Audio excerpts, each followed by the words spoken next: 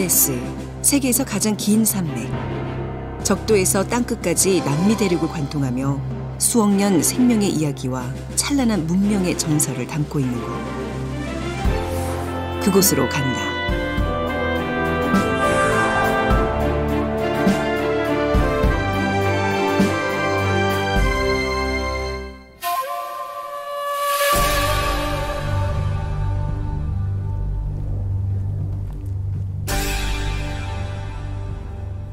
바람과 서걱거리는 내 발소리뿐이다.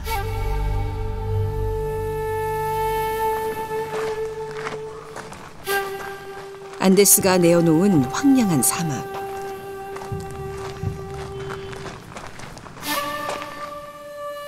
이곳은 안데스의 바람을 따라 걷는 특별한 길의 시작이다. 제가 지금 걷고 있는 이곳은 안데스 한복판에 있는 세계에서 가장 건조한 아타카마 사막입니다. 끝없이 펼쳐진 이 파란 흙모래 이 사막. 이곳에서부터 시작되는 남부 안데스는 이 사막에서부터 비가에 이르기까지 시로 다양하고 변화무쌍한 대자연의 아름다운 이 모습을 보여줍니다. 이제부터 저는 남부 안데스를 탐험하려고 합니다.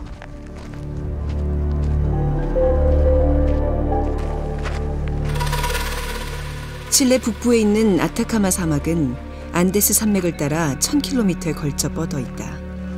그 면적은 무려 10만 5천 제곱킬로미터, 우리나라보다 크다. 끝을 알 수 없는 길을 가다 보면 거대한 모래 언덕을 만난다. 마치 달의 표면과 닮았다고 해서 달의 계곡이라 불리는 곳.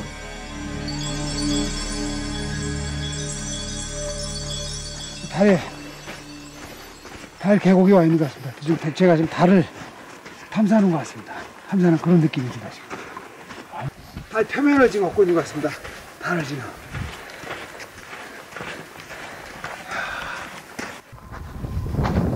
이제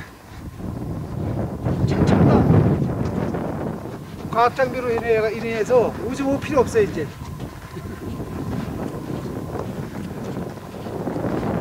몸속에 벌써 모든 산소, 그래서 모든 걸 달에서 활동할 수 있는 모든 걸 다 벌써 액체로 다 체내에 흡수했기 때문에 이렇게 우주복도 안 입고 다니는 거죠.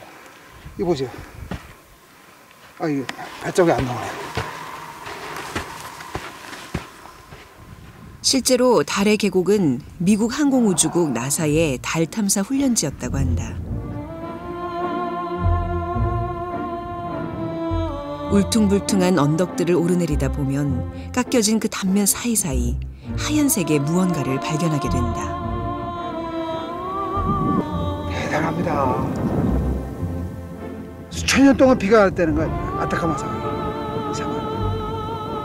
그러니까 이런 지형이 형성되는 거예요. 지금. 이 지금 허연 것들이 다 지금 염분, 수용기죠. 차가운 한류와 비구름을 맞고 서 있는 안데스 산맥 때문에 아타카마는 수백만 년 동안 건조한 상태로 유지되어 왔다. 고원을 채웠던 물기는 사라지고 남은 것은 소금과 모래와 바위뿐. 그리고 그곳에 바람이 불었다.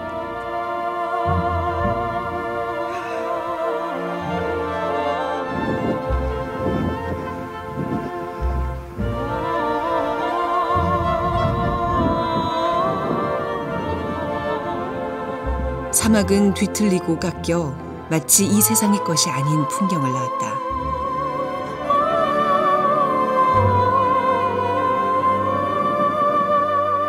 이 현복 보세요. 이야, 어디 무슨 화성, 네? 화성에 와 있는 것 같습니다. 신천지, 별천지 와 있는 거 또 다른 우주를 따라서, 이야, 이럴 수가 있습니까? 아타카마가 또 다른 풍경을 내어놓는다. 콜로세움.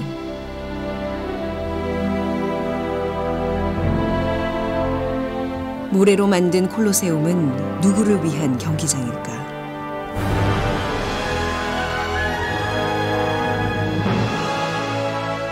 메마른 땅에 유려한 곡선을 만들어냈을 바람이 다시 방향을 바꾼다.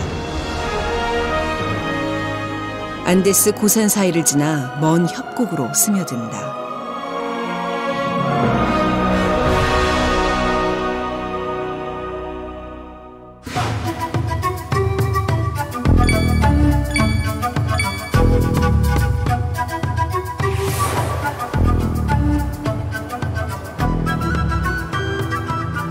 볼리비아의 수도 라파즈는 협곡의 도시다.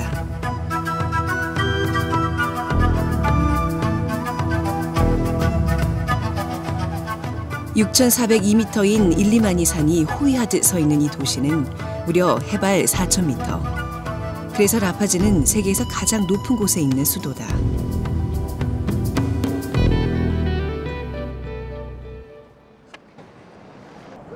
여기 바로 제가 앉아 있는 곳이 지금 보세요. 도시가 어마어마합니다. 이게 빨간 색들의 어떤 그 성냥갑 같은 건축물들이요 수없이 거대한 이게 협곡식으로 되어 있는 분지 형태인데요. 여기가 세계에서 가장 높은 그 도시 국가 볼리비아 수도인 그 라파즈라는 곳입니다. 라파즈. 해발 표고가 약 한 4,000m 되는 고도거든요. 이야, 대단합니다. 대단해요. 엄청나게 체력 소모와 높은 고도 때문에 한때 국제축구연맹 FIFA가 국제 경기를 금지시키기도 했던 곳. 여행객은 숨쉬기조차 힘들다. 낮은 공기 밀도만 제외한다면 라파즈는 다양한 문화가 공존하는 아름다운 도시다.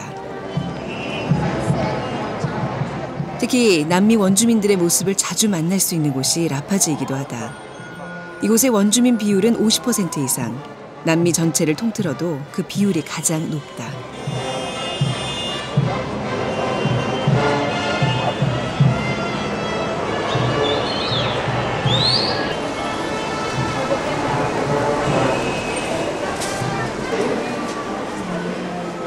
재래시장은 원주민들의 생활을 엿보기 좋다.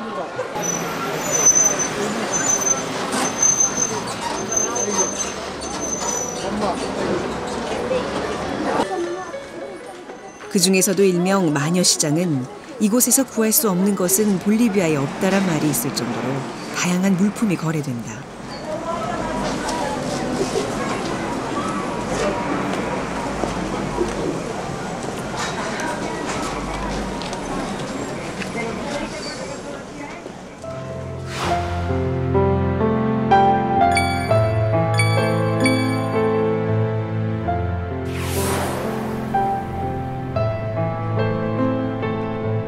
라파즈에서 남쪽으로 볼리비아 고원을 따라 200km, 세상에서 가장 아름다운 사막으로 향한다.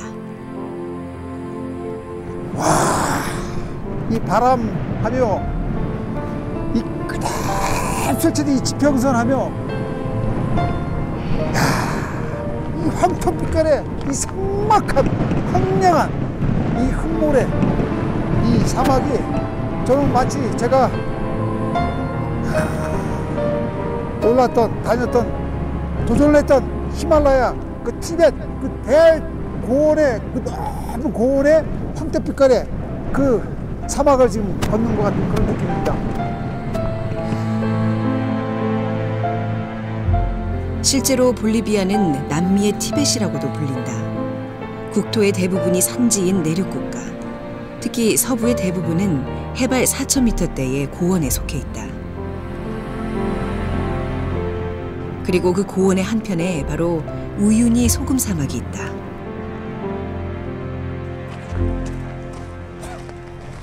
이야, 와 이게 지금 저기 눈밭인지 소금밭인지 이게 구분이 안 갑니다 진짜. 야, 눈을 쌓아놓은 것 같아 눈. 오, 예, 소금, 예, 결정체입니다. 수송 같은.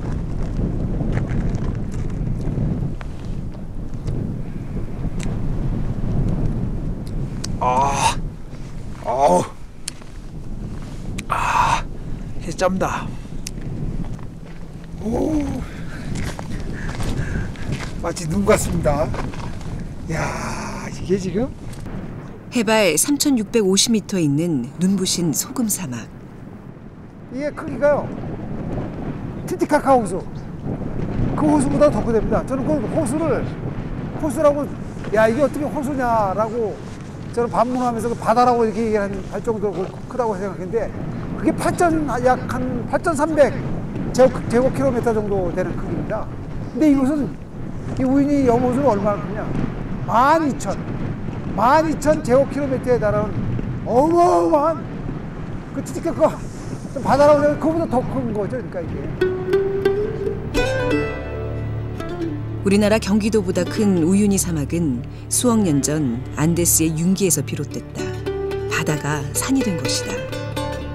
산맥 사이에 갇힌 바닷물은 건기엔 소금 사막으로, 우기엔 비를 아는 소금 호수가 된다.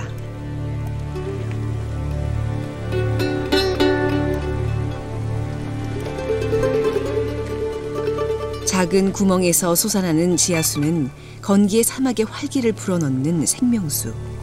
소금 사막의 눈이라고도 불린다. 다른 데 다 굳어 있는 곳인데 여기 지금 물이 막 솟아오릅니다. 맛을 한번 보겠습니다.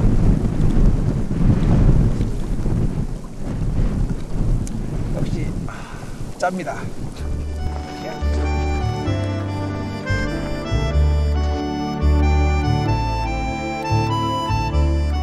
우유니의 소금은 바닷물보다 8배나 더 짜다고 한다.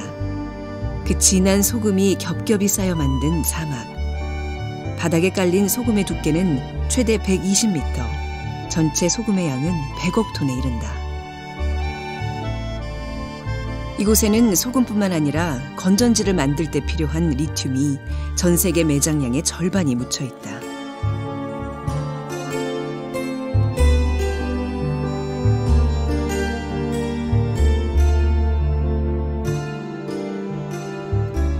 우유니를 특별하게 만든 것은 또 있다. 벌집 모양의 독특한 무늬. 반질거리는 표면에 그림을 그려낸 것은 태양과 바람이다.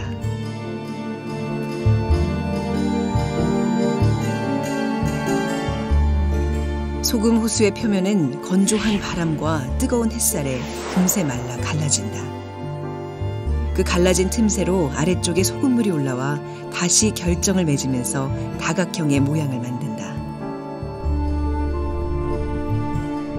수천 번, 수만 번 반복됐을 그들의 시간을 가늠해본다. 소금 사막의 생채기가 단단하게 아물기까지 얼마나 많이 다시 서고 무너지며 이 꿈같은 사막을 만들었을까.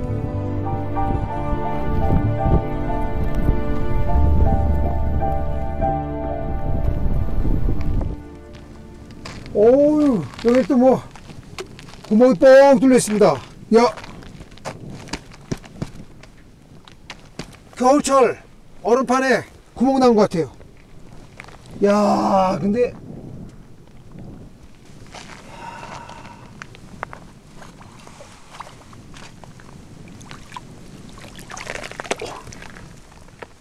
이거 보세요. 아니, 수정 같습니다. 오, 이 소금이에요, 소금. 이야, 신기합니다. 소금물은 딱딱한 사막 아래로 흘러 다시 보석 같은 이야기를 낳는다.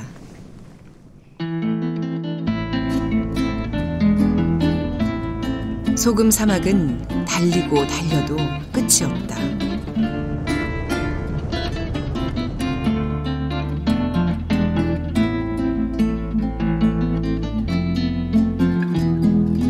광활한 소금 사막의 한가운데서 신기루 같은 풍경을 만난다.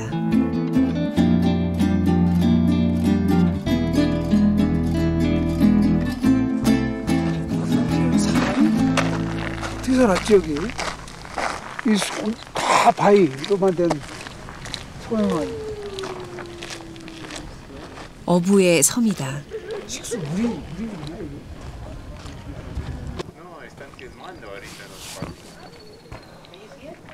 오래전 이곳을 오가던 상인들의 쉼터였다는 섬은 지금은 홀로 남았다. 그 옛날 상인들이 심었다는 선인장만 남아 옛 시간을 기억한다.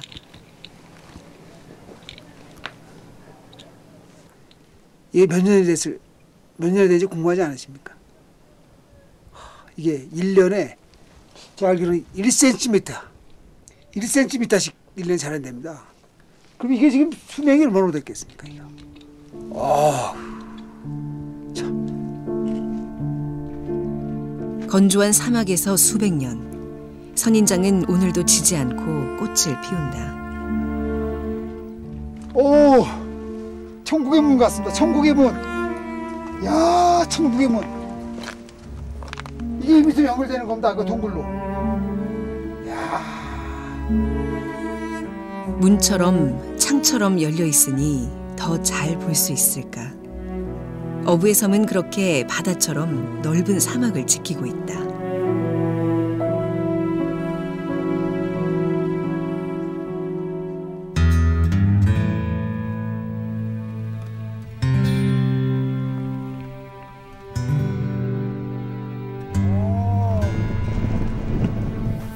소금 사막을 벗어나 황량한 볼리비아 고원지대로 접어든다.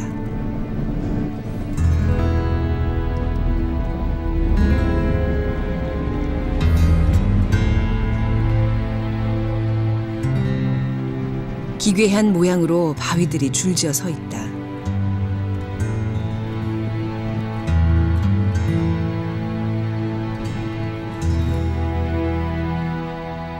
비가 거의 내리지 않는 고원에서 이 작품들을 만들어낸 것은 바람이다. 물에 가루를 실은 바람은 날카로운 조각 칼이 되어 바위를 깎아냈다. 해발 4,000m를 오르내리는 고원이 품은 특별한 갤러리. 끝에 신기루가 막 현상이 일어나는데 마치 호수의 산이 이게 너른 지평선 위에 그림이 그려진다.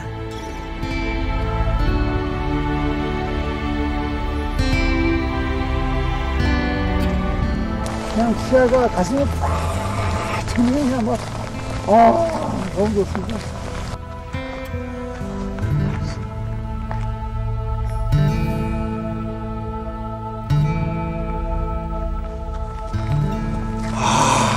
진짜.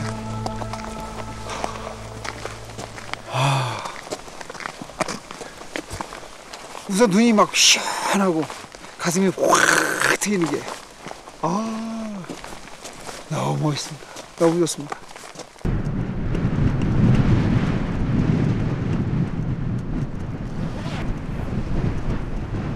고원이 숨겨놓은 호수에 이른다.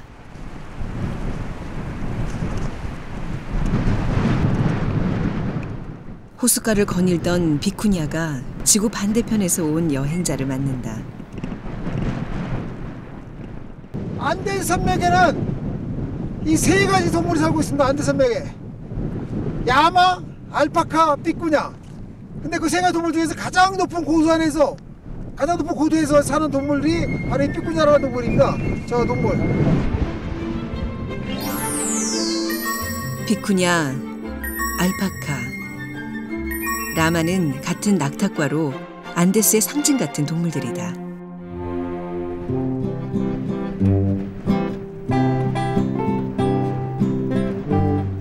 그런데 사실 이 에디온다 호수에는 비쿠냐보다 더 유명한 동물이 있다. 해발 4,100m의 고산 호수를 찾아 삶터를 꾸미는 특별한 손님들.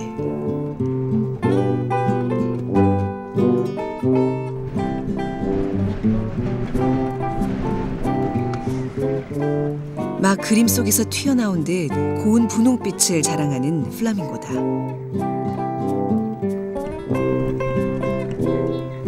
플라밍고는 부리와 다리로 종류를 구별한다. 플라밍고는 전 세계를 통틀어도 5종밖에 없다. 그런데 그중 안데스, 칠레, 제임스 플라밍고 3종이 이 호수에 산다. 이 지역에 플라밍고들이 많이 사는 것은 물속의 풍부한 미생물 때문이다. 에디온다와 함께 대표적인 플라밍고 서식지로 꼽히는 콜로라다 호수도 물속의 미생물 때문에 붉은색을 띈다. 그리고 그 풍성한 호수를 만들어내는 것은 바람이다.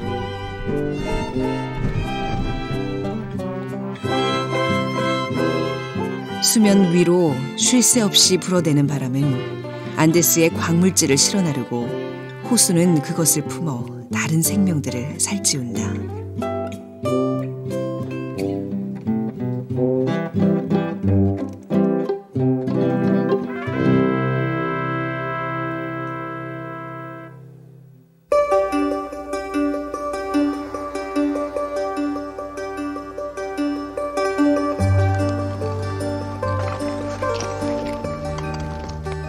볼리비아 고원을 따라 안데스의 남쪽으로 내려가는 길.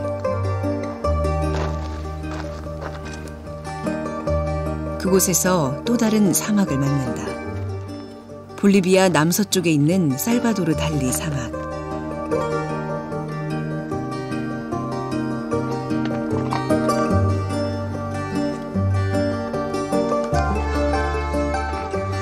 초현실주의 화가 살바도르 달리의 그림과 닮았다 해서 이름 지어졌다.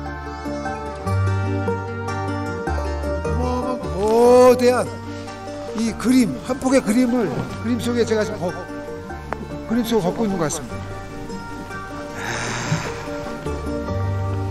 이 자연의 비전의 이 신비로움, 이 아름다움, 이 그림 보세요. 색상 보세요. 색깔하며 색상하며. 아이러니하게도 이곳의 풍경을 보고 있노라면 달리의 그림들은 머릿속에서 사라진다. 자연의 그림 앞에 인간의 솜씨란 그런 것. 잠시 숨을 멈춘다.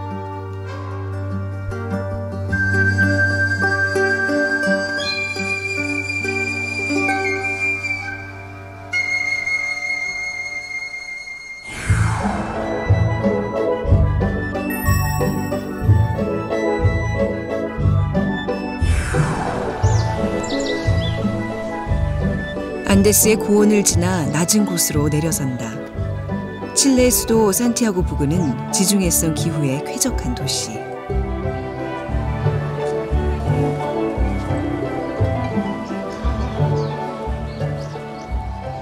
그 기후와 가장 잘 맞아떨어진 것이 포도다.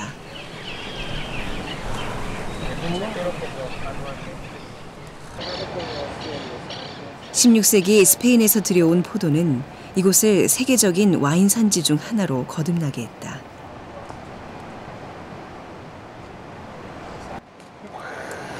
이제 막 그 그림 한국으로 다 녹색의 세계로 지금 제가 딱 사막을 벗어나서 이 녹색의 세계로 들어왔습니다. 포도가 지금 이게요. 2월달 되면 그때 이걸 이제 채취를 한답니다. 그래갖고 이제 이 와인을 포도 이제 숙성을 시켜서 와인을 여기 이제 생산하는 것 같습니다. 뭐 진짜 뭐 사막밭처럼 말입니다. 여기 이제 초록의 세계가 이제 펼쳐집니다. 포도밭.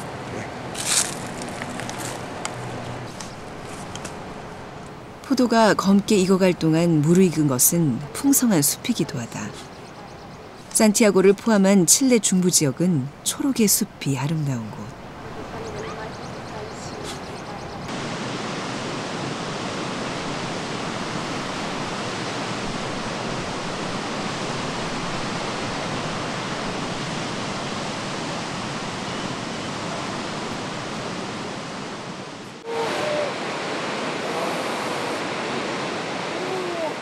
그 배경에는 안데스의 눈이 녹아 흐르는 풍부한 강이 있다.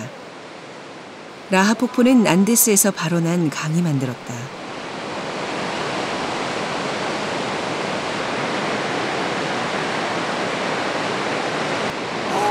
저 뒤에서 흐르는 저 폭포에 이쪽이 물속이 막 물건이 계속 힘채 쏟아지는 물줄기.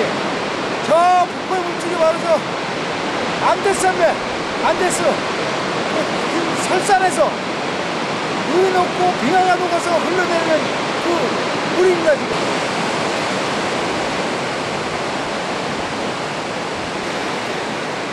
먼 산에서 흘러온 수고의 보상이라도 받듯 폭포는 장쾌하게 쏟아진다. 그 소리에 안데스를 오르내렸던 여정의 고단함도 함께 씻겨나간다.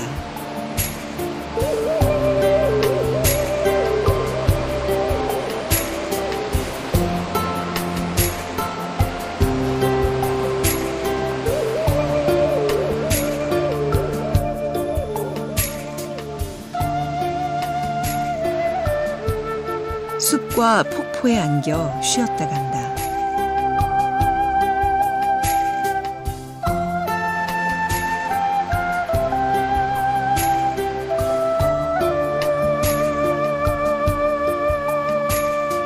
오래간만에 만나는 나른한 휴식.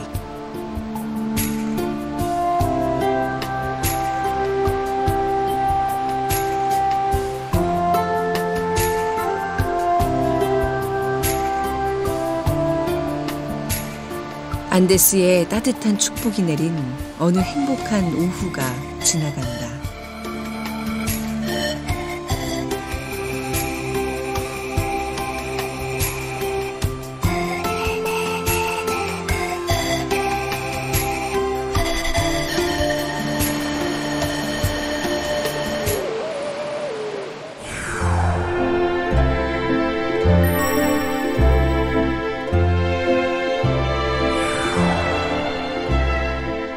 칠레 남부의 항구 도시 푸에르토 몬트. 이곳에서 파타고니아의 여정을 시작한다. 남미 대륙의 남위 40도 이남 지역을 뜻하는 파타고니아는 바람의 땅. 이 땅의 바람은 어떤 이야기를 실어나르고 있을까? 생겼습니다. 아주 이뻐요 항구 도시가.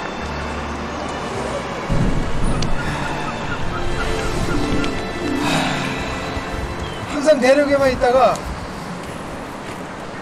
바닷가로 나왔습니다. 바닷가로. 전형적인 그 부두, 네, 항구. 여객선도 보이고 배도 보이고 그리고 오래된 그 해안가 건물들. 진짜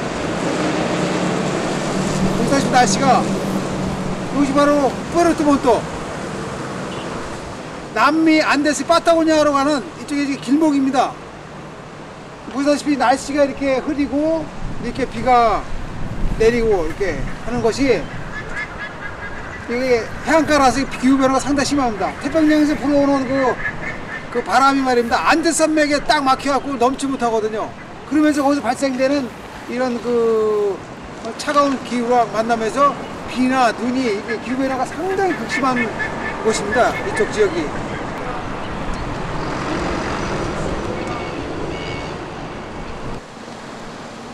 교통과 관광의 거점이라는 도시는 의외로 소박하다. 이른 아침이라 가게가 한산하다. 야, 이 깨소, 이 치즈.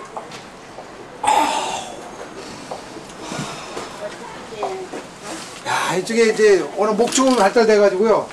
이 치즈가 상당히 많은데 이 동네에, 이쪽 지역에. 오, 진짜 그라시아스.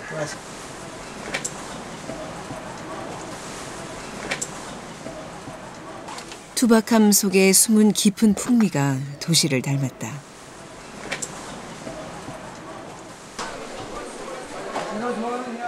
내친 김에 시장을 좀 더 둘러보기로 한다. 우리에게도 익숙한 성게 요리는 이곳의 대표 음식 중 하나.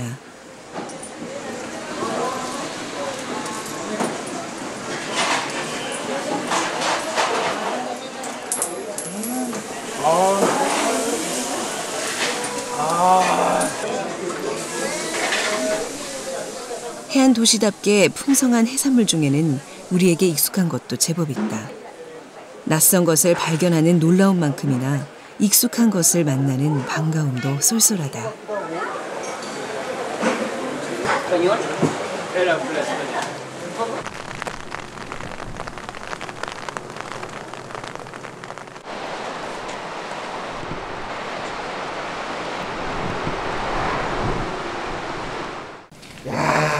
근데 진짜 날씨가 그동안 상당히 계속 안 좋고 비가 내리고 구름이 잔뜩 끼고 날씨 안 좋았는데 오랜만에 야 햇살이 쫙 내리면서 우와 오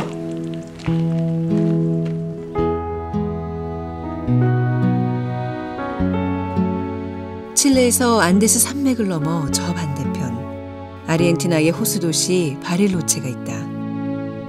오래전 칠레 쪽 원주민들은 산 건너편의 아르헨티나 사람들을 산 너머에서 온 사람들이란 뜻에서 브릴로체라 불렀고 그것은 지금 바릴로체란 이름의 원형이 되었다.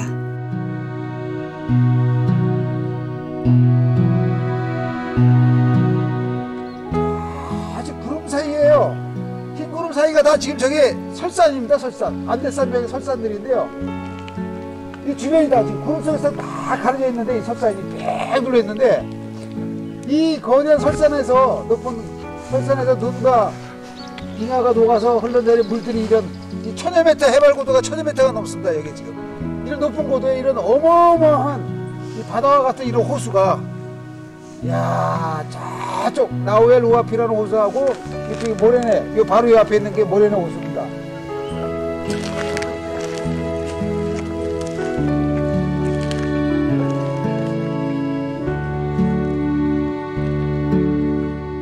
수십 개의 빙하호를 가진 바릴로체에서 가장 유명한 것은 나우엘 우아피 호수다.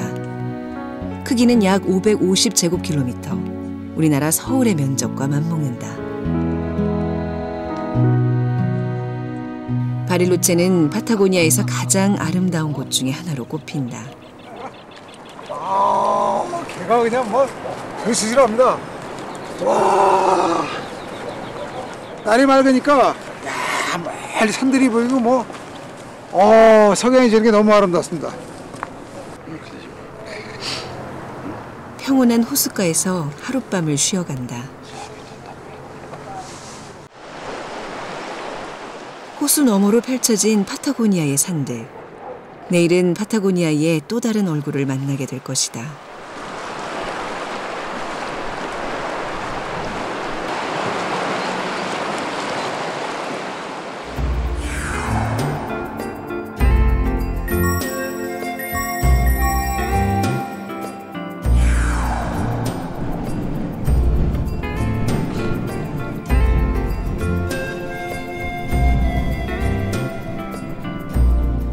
파타고니아의 특별한 풍경을 만나러 가는 길. 바람이 먼저 와 맞는다.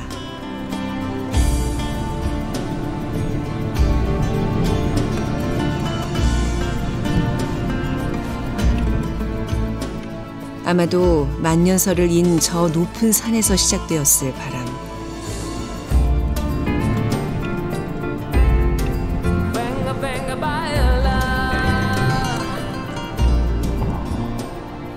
파타고니아의 거친 바람이 척박한 땅을 울린다.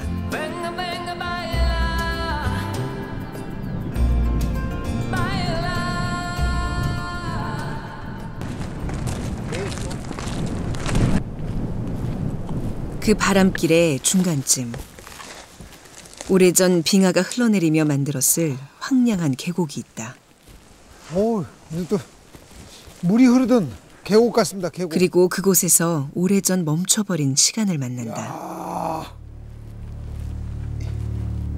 야, 이걸 바위라고 하지 나무로 알겠습니까? 나무 화석으로 알겠습니까? 규화목이다.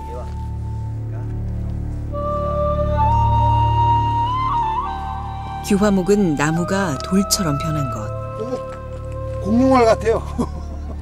홍수나 화산 활동 같은 급격한 지각 변동으로 나무가 땅에 묻히고 그 나무 속으로 땅속에 녹아있던 광물질들이 스며들어 나무의 성분 자체를 바꿔 놓았다.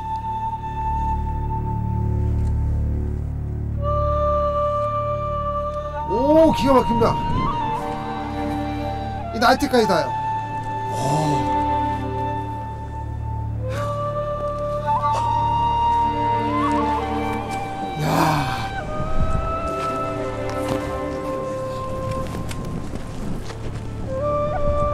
이거 보십시오. 오! 야, 이거, 와. 나무 한 그루가 팍 쓰러져가지고 그대로 그냥 화석이 된 겁니다. 나무가 돌이 되어간 시간이란 어떤 것일까? 나무 썩은 거 그 모양이 무늬가.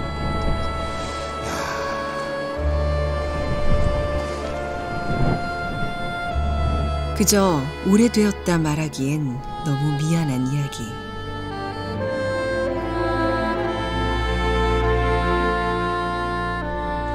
바위가 이 엄청난 이 바람과 풍파에 모든 세월에 막 머리카락만 돼가고 있습니다.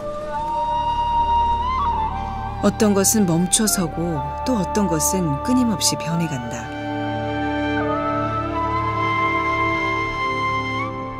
파타고니아는 그런 지구의 모든 시간을 간직한 대지.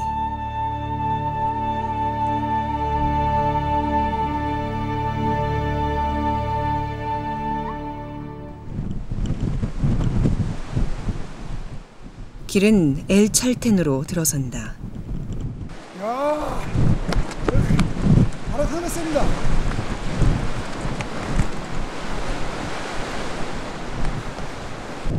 야.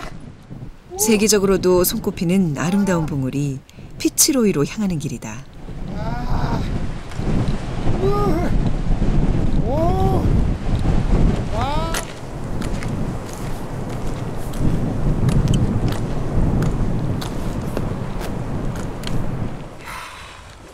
그죠? 막 눈발이 날리는데 하늘에서는 눈이 내리는데 이 들판은 꽃이 피었습니다. 꽃이. 야, 꽃들 보세요. 아.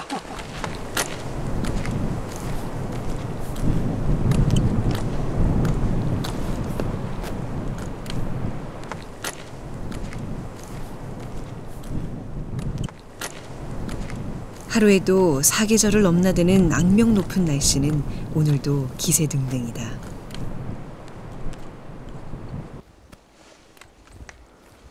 오.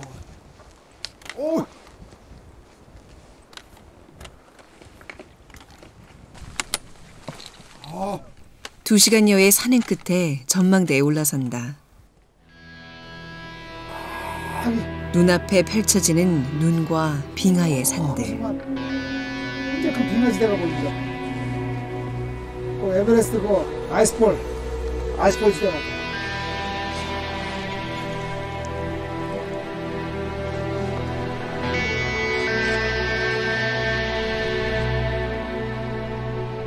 아쉽게도 피츠로이는 모습을 감췄다. 늘 구름에 쌓여 있어 연기를 내뿜는 산이라 불리는 산은 오늘도 구름 속에 숨었다.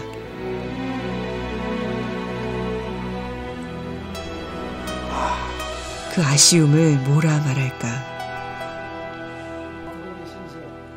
구름을 옮겨줄 바람마저 멈췄으니 다음을 기약할 뿐이다.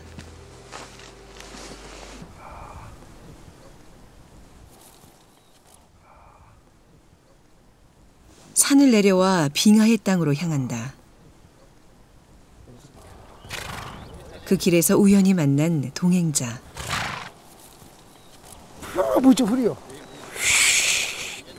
말은 잘 안 통해도 서로 느껴지는 마음이 있어 칼라파테로 가는 길이 즐겁다. 야, 스탈린도.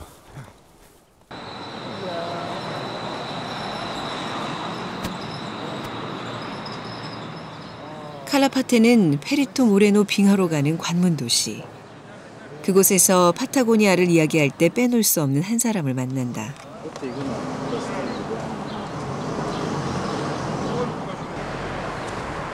프란시스코 모레노 박사.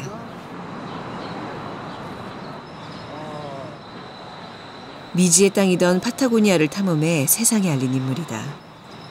평생 산을 오르고 내렸을 그의 모습에서 어몽길의 모습이 겹쳐진다.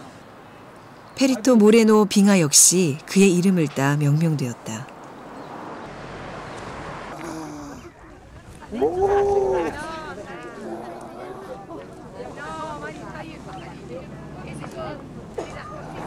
대단합니다.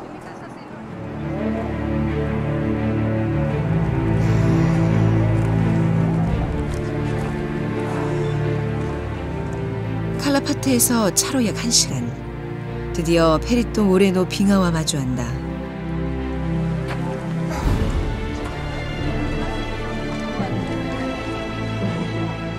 수만 년의 시간과 만난다. 태평양에서 불어온 습기 머금은 바람이 안데스에 부딪혀 많은 눈을 내리고 그 눈은 쌓이고 쌓여 빙하를 만들었다. 총 길이 30km, 높이 80m에 이르는 남극 그린란드에 이어 세계에서 세 번째로 큰 빙하다.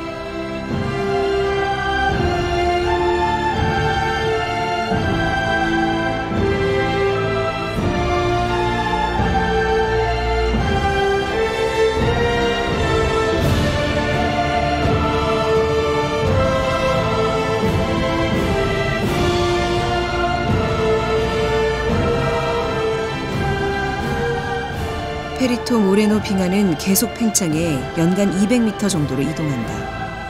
그러나 그 빠른 움직임이 호수의 수면과 부딪히면서 더 크게 소멸한다. 눈으로는 안 보이는데요. 하루에 가운데 중앙에 2m, 양옆에는 40cm 정도가 계속 빙하가 밀려 내려오고 있어서 여기서 지금 끝자락에서 지금 계속 쏟아져 내리고 있는 겁니다. 이 빙하가 점점 녹아서 없어진다는 것은 이거 어떻게 한편으로 얘기하면 또 이게 좀 슬픈 얘기죠.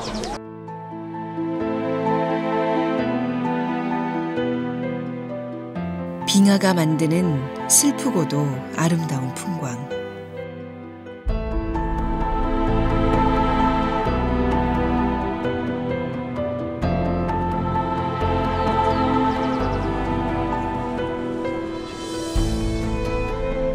푸르게 빛나던 빙하가 어느 순간 녹아 물이 되고 다시 하늘로 올라가 눈이 되어 내리는 순환은 인간이 없던 그 어느 시대부터 이루어졌을 자연의 순리다.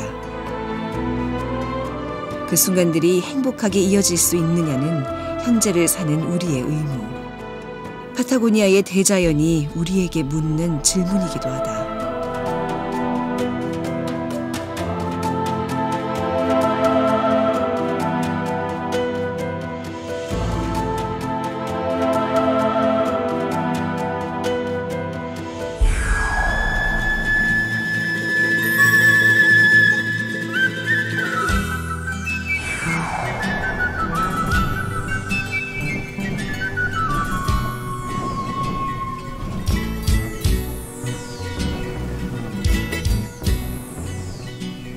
바람을 따라 칠레 남부 파타고니아로 들어선다. 와, 다 엄청입니다.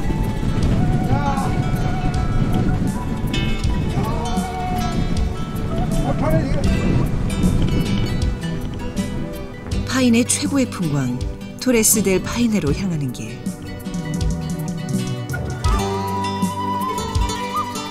안데스의 새 콘도르가 그 길을 연다.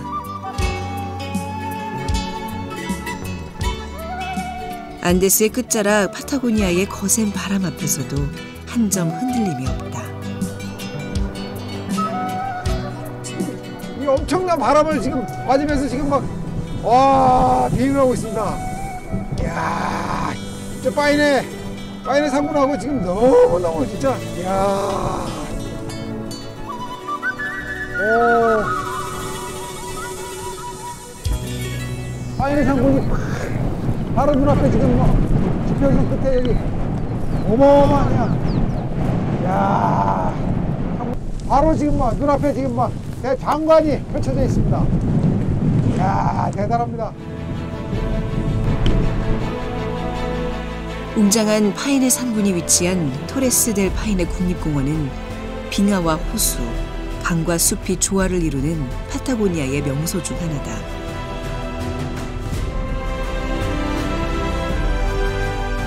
그 중에서도 가장 주목을 받는 것은 마치 탑처럼 솟아있는 새 봉우리, 토레스 델 파이네다.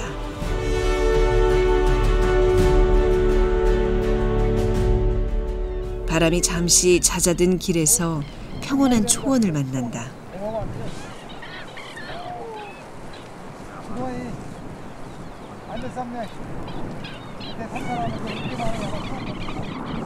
그런데 자세히 보니 그곳에 먼저 와 있던 주인이 있었다.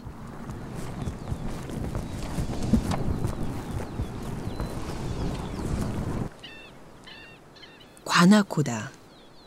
과나코는 안데스 고산지대에 서식하는 라마, 알파카, 비쿠냐와 더불어 안데스를 대표하는 야생동물이다. 멸종 위기종인 과나코가 이곳에 무리지어 살 수 있다는 것은 그만큼 이곳의 자연이 청정하게 잘 지켜지고 있다는 뜻이기도 하다. 그리고 이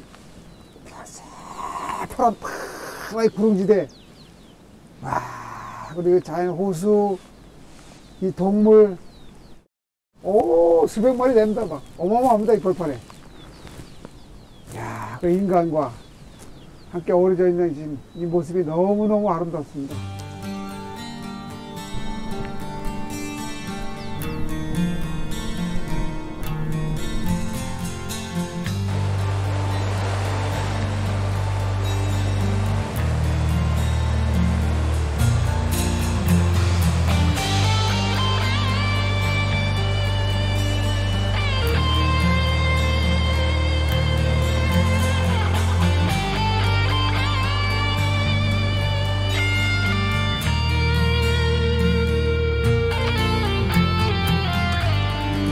길이 고도를 높인다.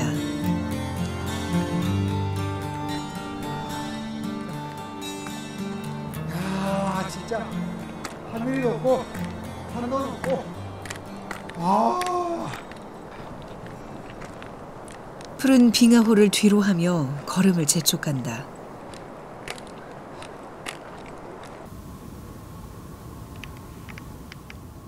와, 저기 협곡이네, 협곡. 야, 저 사면으로 길이. 대단합니다.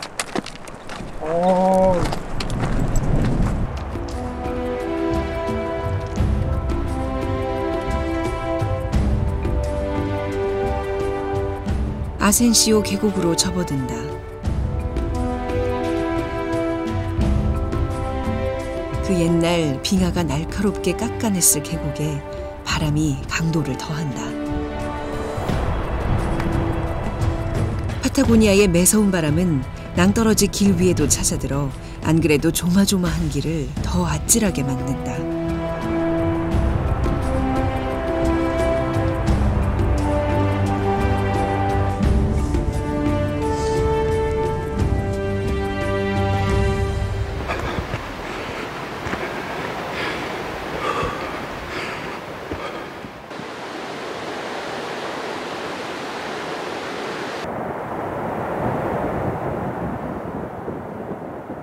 울창한 숲을 지나 1시간여를 더 오르면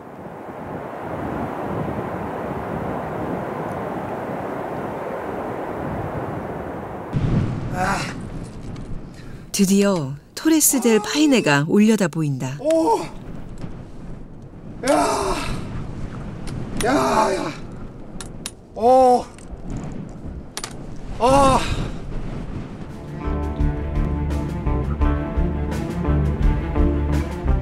밝은 하늘 아래 새 봉우리가 선명하다.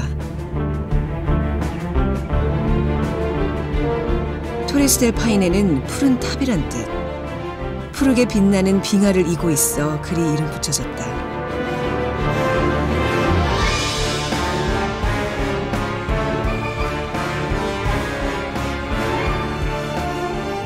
모처럼 맑은 봉우리와는 달리 그 아래는 바람의 격전지다.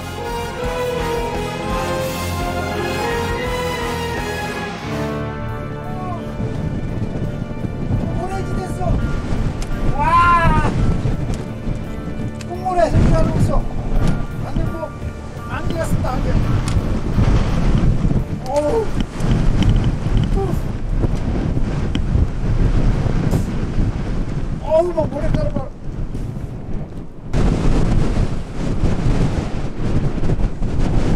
이게요, 지금 이 뿌옇게 구름이 가스가 낀 게 아닙니다. 이 모래짓에서 고지한 흙물의 바람이 일어난 겁니다. 흙물의 바람이. 와, 엄청납니다. 저 비가 오수에 저 어떻게 좀 뿌려보면 바람만 아니었다면 비추빛 아름다웠을 호수가 희뿌옇다. 산에서 몰아치는 돌가루가 그 위에 파동을 만든다.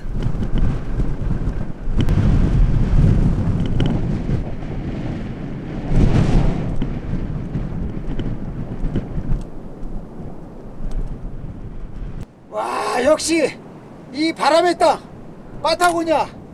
와, 진짜 이 바람이 엄청납니다. 예, 저 뒤에 모래지대 흙모래 바람이 이렇게 일어나는 거 보십시오. 아, 그래도 저 파이네는 거대한 저 풍덩. 와, 저 파이네 저 봉우리는 유연하게 그냥 쫙 버티고 서 있습니다. 대단합니다.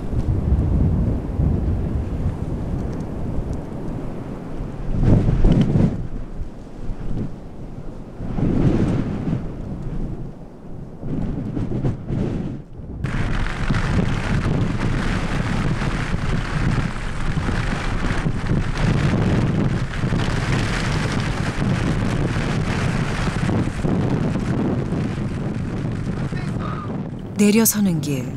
바람이 다시 발목을 잡는다. 산의 길이란 것이 원래 오르기보다 내려서는 길이 더 쉬운 법인데 이 길은 너무 반대다.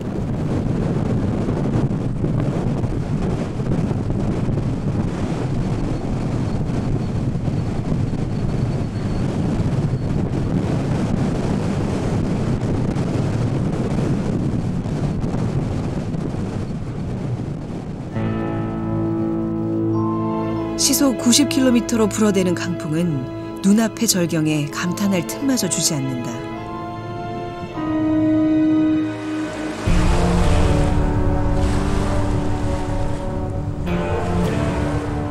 그 사이 토레스 델 파이네는 다시 구름 속에 잠겼다.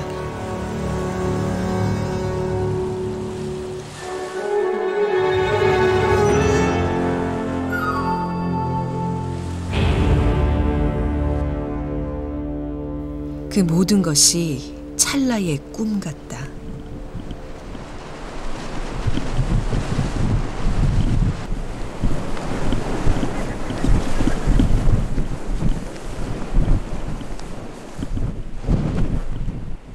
초지에 내려서도 멈추지 않는 바람이 현실을 일깨운다.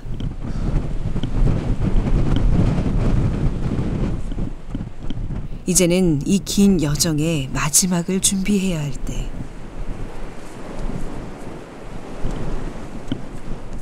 파타고니아의 바람을 가슴에 품고 땅 끝으로 걸음을 옮긴다.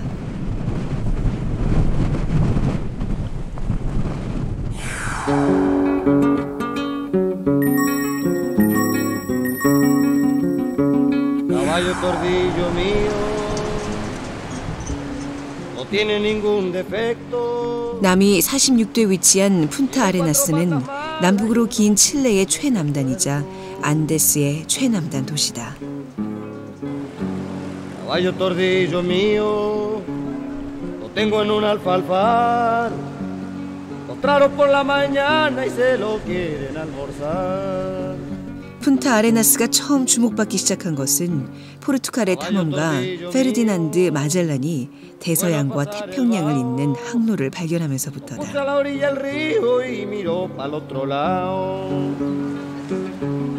마젤란 해협의 대발견은 20세기 초 파나마 운하가 개통되면서 퇴색됐지만 땅끝 도시로서의 상징성은 여전하다.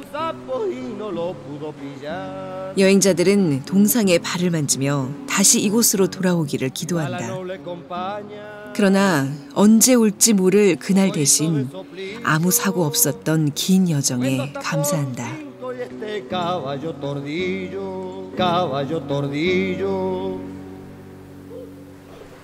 그리고 바다로 향한다.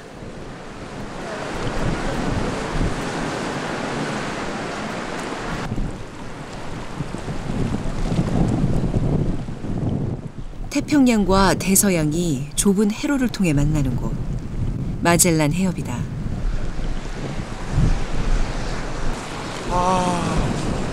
바다입니다. 제가 지난 3개월 동안 안데스 8,000km를 대중도로 하면서 지금 거의 내륙, 산, 어디 안티티카가 호수, 그 세계에서 가장 건조한 황량한 아타카마 사막 이런 곳만 다녔는데 드디어 바람의 땅, 파타고니아 지구의 끝, 이곳 puntarenas. 야, 마젤란 해역까지 왔습니다. 보시다시피 지금 이 바람이 엄청나게 셉니다. 그리고 이곳이 세계에서 가장 파도가 바람 물결이 상당히 세고 마젤란 해협의 파도가 상당히 센 곳입니다. 아주 배 상선도 보이고 배가 상선도 여러 개 많이 보입니다. 호수가 아니에요. 바다입니다, 바다. 드디어 바다.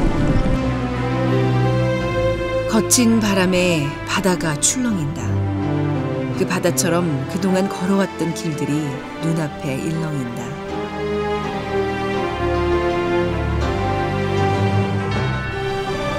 마음을 추슬러 땅끝의 정점으로 향한다. 그것은 안데스 8,000km 긴 여정의 끝이기도 하다.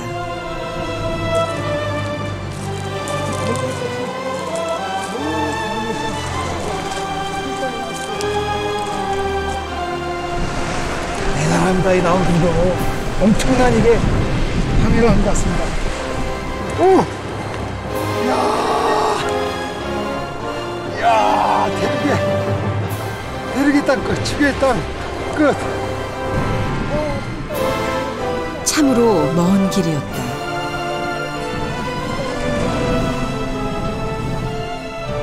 그러나 참으로 많은 것을 보고 느낀 길이기도 했다. 그러니 이것은 끝이 아닐 것이다. 모든 기억이 또 다른 새 길의 희망이 될 것이다.